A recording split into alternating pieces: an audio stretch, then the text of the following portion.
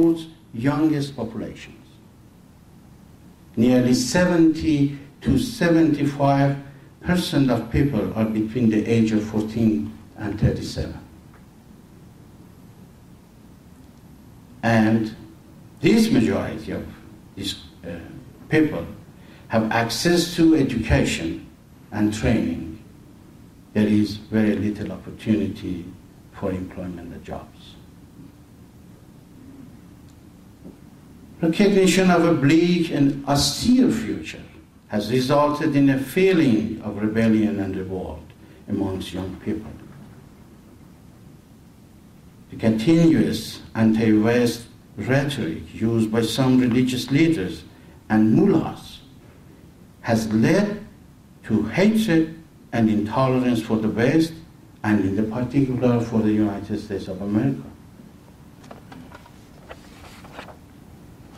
As we have witnessed in Tunisia, Egypt, Libya, and now in Syria, the ongoing rule of the present dictatorship regimes, together with the incessant suppression, has triggered a mass unrest and often ends in riots and ultimately in revolutions. Having identified the cause of the problems facing the Middle East, we have meticulously and scrupulously drawn up a set of proposals. We hope that these solutions are carefully considered by both the Iranian opposition and the international community at large. 1.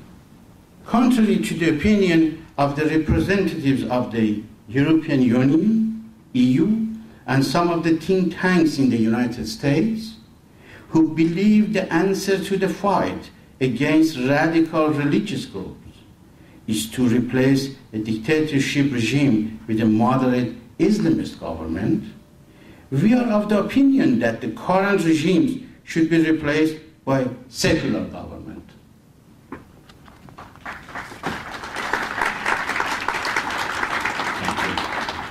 To resolve the tribal disputes and animosity, it is ill-advised to think that favoring the separatists and helping them to break up their land is the answer. These remedies would only encourage nationalistic sentiments, which in the long run could bring about more widespread conflicts, ethnic cleansing, and racism. We propose to support pro-democracy and liberal groups to assume responsibility in the government, as this should help safeguard civil, constitutional, and human rights for their citizens. To address the border disputes, we propose a dialogue based on the cultural and historical evidence to be set up between concerned countries and monitored under the supervision of the United Nations. It is imperative that the superpowers should avert from taking side and must observe impartiality. To improve the state of the economy in deprived countries of the Middle East, we propose the setting up of an exclusive bank account in which the rich and oil exporting countries of the region should contribute. The financial help should be used to modernize and to standardize the decadent and ill-managed economical programs currently practiced in these countries. The proposed program should be guided by the advanced industrial countries and monitored by the United Nations. It should be noted here that it would be futile and perilous if this help is allowed to be used for politically motivated objectives and intentions, as we have already seen in the case of Qatar, helping Egypt, or Iran helping the Syrian ruling party to remain in power.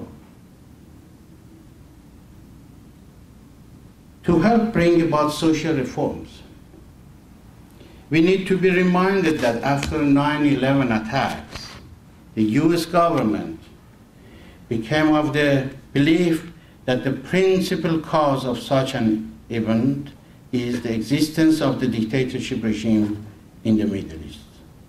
Subsequently, the US and the European Union, in support of the US,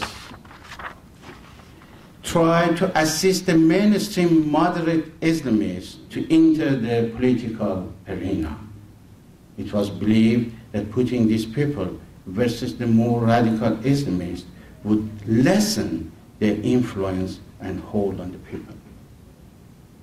However, what the US and its allies have come to realize after a decade of pursuing such a policy is that one dictator has merely been replaced now by a group of dictators who are just as radical.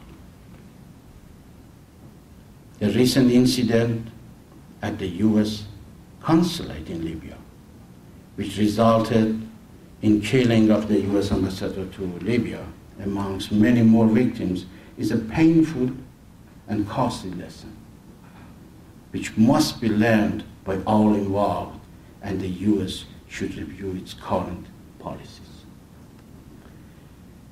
For so long as the US and her allies try to use Islam as a tool for governing the people, not only real and lasting reforms cannot be implemented, on the contrary, it would feed and intensify the current feeling of hatred and repulsion toward the US.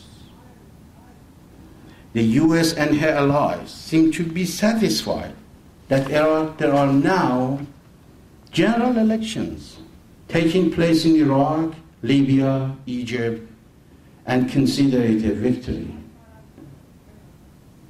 This issue should not be merely bringing about elections. The key question to ask is, what are the types of governments emerging from the ballot boxes? If the US and her allies' sincere aim is to helping bring about peace and security in the region, then we strongly recommend that they should not encourage different tribes or groups to seek separatism. They should not prompt various religious sects to oppose one another. And they should not support or assist the Islamist groups, be it a moderate one or be it a fundamental one. Instead, they should support the pro-secular groups and divisions to bring about democratic and liberal governments. Ladies and gentlemen, I believe that Iran, with its unique geographical, strategic situation in the Middle East, is the main key for the whole Middle East and the whole world problems. And if we try to change the regime in Iran to a secular, democratic, responsible regime, I believe we can solve most of the world's problems indeed.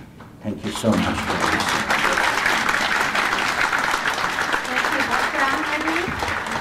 Thank you very much. Thank you. Okay, ladies and gentlemen, now you're in for a real treat. We have a wonderful entertainment set up for you. Ahmad and Miko Nademi are going to give us a wonderful performance. Please welcome.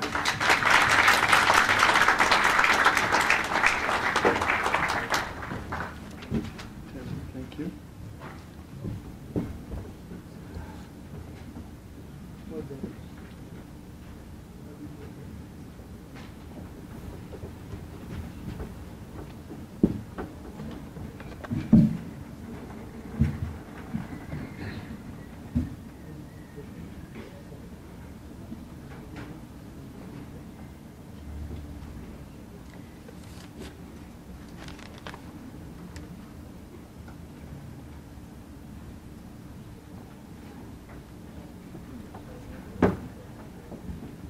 For